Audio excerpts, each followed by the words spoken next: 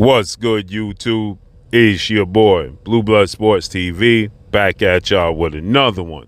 So, undefeated, undisputed lightweight world champion, superstar boxer, Devin the Dream Haney, who is now 30 wins, no losses, no draw, 15 wins by way of knockout, 24 years of age, 5'9" with a 72-inch arm reach, coming off the biggest win, the biggest victory of his career, defeating Olympic two-time gold medalist, three-division world champion, former unified lightweight world champion, Ukrainian superstar boxer Vasily Lomachenko, who is now 17 wins, 3 losses, no draws, 11 wins by way of knockout, 35 years of age, 5'6" with a 66-inch arm reach. With that said, Devin Haney won a unanimous decision victory over Vasily Lomachenko with the scores of 116, 112, 115, 113 on 2 of the judges' scorecards. And many people, they looked at that fight and that decision, okay, as controversial. Okay, many people thought that Devin Haney lost the fight. Some people thought that Devin Haney won the fight. A lot of people thought Devin Haney lost the fight. So Devin Haney, he has a lot of detractors, and a lot of people want to see Devin Haney lose, unfortunately for Devin Haney, okay? So with that said, you know, I've rewatched the fight. Many people have rewatched the fight, and Devin Haney clearly won this fight. But on the surface, at first watch, many people feel like Devin Haney, you know, got an unfair nod in this fight. And really, truly, Devin Haney, you know, he won this fight. When you rewatch it, he clearly won this fight 8 rounds to 4, in my opinion. But nonetheless, many people have a lot to say negatively towards Devin Haney. And Devin Haney, he finally responds to the negativity, and he says, the undisputed villain. Okay, that's 1,000% what Devin Haney is, the undisputed villain. He is the fighter that people love to hate. He is the fighter that people just simply don't get behind. And why?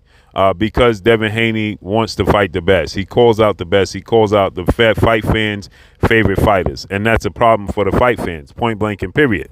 Boxing fans do not appreciate the fact that Devin Haney wants to be the best in the world, and he calls out the best opposition there is to offer, and the fight fans are just simply not appreciative of that because they are fans of a specific fighter, and it doesn't matter who their favorite fighter fights.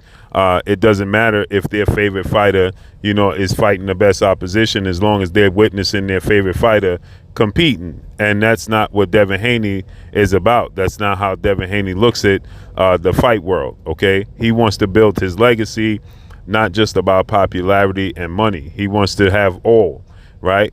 Like his mentor and big brother figure in Floyd Mayweather, okay? So he wants to have the same type of legacy. He wants it all. Floyd Mayweather, he had it all. He had the legacy, he had the money, he had the fame, he had it all. He simply accomplished everything, and that's what Devin Haney is after. He's trying to fight the absolute best. He called out Vasily Lomachenko 4 years ago. He wanted to secure a fight with Vasily Lomachenko, but was unsuccessful at securing the fight.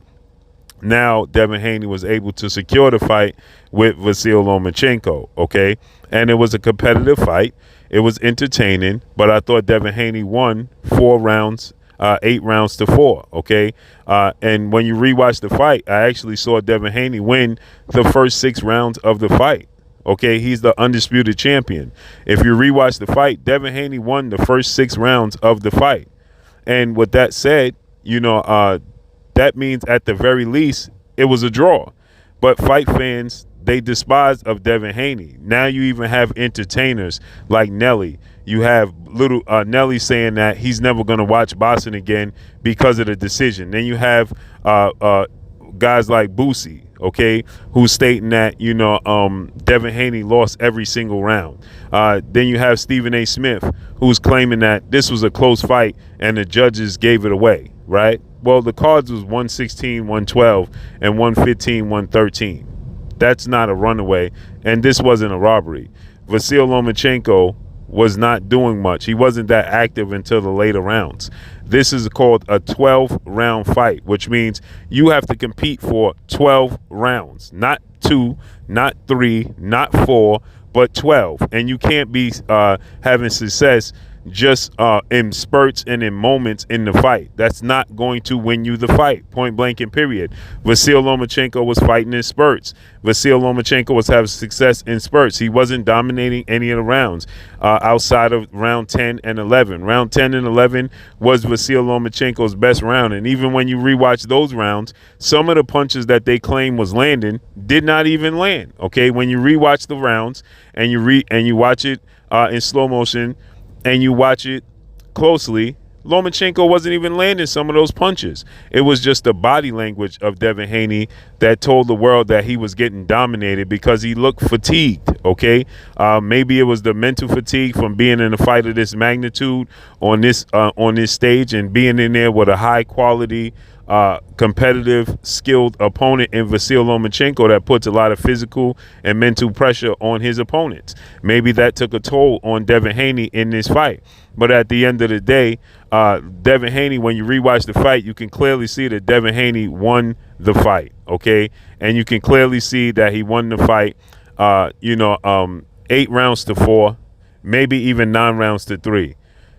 But when you look at it from the outside in, people feel like Devin Haney because, again, they don't like and don't favor Devin Haney. So if you don't like Devin Haney, you don't favor Devin, you don't fancy Devin Haney, well, guess what? You're going to see that Devin Haney lost the fight. If you want to see that he lost the fight, you're going to view him as losing the fight, point blank and period. And so with that said, you can clearly see that Devin Haney was successful, in winning this fight. Devin Haney, he was able to, weather the storms, and he was able to win the fight, period. Okay? And so, but if you look at it truly from the outside, Devin Haney was a fighter that people didn't fancy before the fight. When he went to the ring, the crowd and the fans was booing Devin Haney. When he went to the ring, when he walked to the ring, okay, in favor of Vasyl Lomachenko. People was claiming that Devin Haney pushing Lomachenko at the weigh-in was a sign of weakness, and people was saying that Devin Haney, they wanted to see him lose, and that was unsportsmanlike, as if this was the first time boxing fans witnessed somebody getting shoved at a weigh-in, people losing their temper and at a weigh-in. This wasn't the first time at all that this took place, but it's like Devin Haney gets slapped with a extra, he has to be squeaky clean. Devin Haney can't be emotional at the weigh-in. He can't push and shove his opponents at the weigh-in. Again, as if we never saw this before. We've seen this many a times at weigh-ins, at press conferences. And this is, again, so Devin Haney has done nothing but call out the best, look to fight the absolute best there is to offer, and all he got in return is backlash, point blank and period. And so he calls himself, the undisputed villain. And guess what? This is going to work in Devin Haney's favor now because people are going to pay, like Floyd Mayweather, they're going to pay to see Devin Haney lose. Point blank and period. Now people are going to pay to see Devin Haney lose. So people in the past, the fans, the media, trainers, they claimed that Devin Haney wasn't a draw. Devin Haney don't sell, he's not worth the fight. Well, now people are going to come to see Devin Haney lose like they did with Floyd Mayweather. Point blank and period. Yes, he has become the ultimate villain, and he's the undisputed villain, and it's unexplainable as to why, because all he wants to do is fight the absolute best there is to offer, period. So with that said, we have to see what's next for Devin Haney. He stated that he don't know if he's going to stay at 135. If he can make the weight comfortably, he'll attempt to stay at 135. If not, he's going to move up in weight to 140. But he says that what he plans to do is move up to 140, hold on to the belts at 135, see how he feels at 140, and before he relinquishes the belts, and if it makes sense to come back down to 135 for a major fight, then that's what he'll do. So he stated that he's possibly going to test the waters at 140, see how he feels, and then come back down to 135. I truly believe if Devin Haney goes up to 140, he'll never come back down to 135. Maybe a catch weight, but not come down to 135. His body gets acclimated to fighting at 140, it's over. He's not going to come back down to 135. I highly doubt that Devin Haney comes back down after going up to 140, knowing that the weight cut to get to 135 is extremely hard for him. So let's see how the future plays out for Devin Haney moving forward in these big fights. And that's all I got for y'all. Make sure you hit the like button, drop a comment in the comment section. Let me know what y'all think. Y'all already know what it is. It's your boy Blue Blood Sports TV. Hate, like, comment, and subscribe. You haven't subscribed, hit the subscribe button, hit the like button, hit the bell icon. Follow me on Instagram at Blue Blood Sports TV, all one word. That's all I got for y'all. Is Devin Haney the ultimate villain? Let me know. Peace.